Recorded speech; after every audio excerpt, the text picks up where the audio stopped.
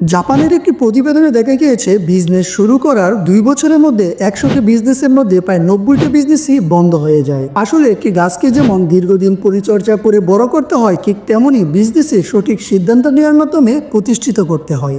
আপনি হয়তো মনে মনে একটি পরিকল্পনা করে রাখতে পারেন, কিন্তু অনেক ক্ষেত্রেই এটি দেখবেন পরিকল্পনার মতো কাজ করছে না। তাই অবস্থার প্রেক্ষিতে ব্যবসায় প্রতিনিয়তই নিত্য নতুন কৌশল অবলম্বন করতে হয়। আর আপনি যদি বিজনেসে অন্য সবার থেকে এগিয়ে থাকতে চান, তাহলে এই 4টি নিয়ম ফলো করতে পারেন। নাম্বার 1, বিশ্বাস অর্জন করা।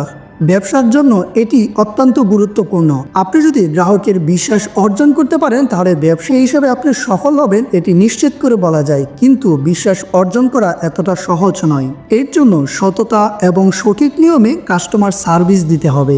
নাম্বার 2, নির্দিষ্ট লক্ষ্য নিয়ে আগানো। অনেক প্রতিষ্ঠানই 0 থেকে 100-তে পৌঁছাতে চায় অত্যন্ত দ্রুত। আসলে ব্যবসা শুরুতেই সবাইকে টার্গেট করা ঠিক নয়। একটি নির্দিষ্ট অংশকে লক্ষ্য করে সে অনুযায়ী আগালে সেখানে সফলতা খুব দ্রুতই আসবে। নাম্বার 3, ঝুঁকি নেওয়া।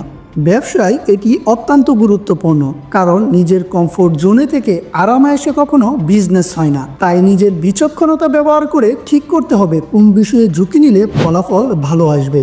এরপর সে বিষয়ে ঝুঁকি নিয়ে হলেও এগিয়ে যেতে হবে। সঠিক পথে আগালে সাফল্য একসময় ধরা দিবেই।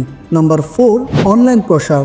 আগের তুলনায় কিন্তু এখন প্রতিনিয়তই ব্যবসা স্ট্র্যাটেজি পরিবর্তিত হচ্ছে। অতীতে যেমন ক্রেতাদের কাছে পৌঁছানো অনেক কঠিন ছিল, এখন কিন্তু অনলাইনের সুবাদে সেটি অনেক সহজ হয়ে গিয়েছে।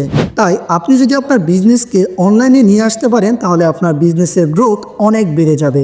আর আপনি যদি চান একটি মাত্র কোর্স করে ডিজিটাল মার্কেটিং এক্সপার্ট হয়ে আপনার বিজনেসের গ্রোথ আরও বেশি বাড়াবেন, তাহলে জয়েন করতে পারেন এমএসবি একাডেমির all in one digital marketing এই কোর্সটিতে। আপনার মধ্যে মার্কেটিং স্কিল না থাকলেও এই কোর্সটি ভালোভাবে কমপ্লিট করার মাধ্যমে আপনি একজন এক্সপার্ট ডিজিটাল মার্কেটার হয়ে যাবেন, যা আপনার বিজনেস গ্রোথকে বাড়িয়ে দেবে বহুগুণে।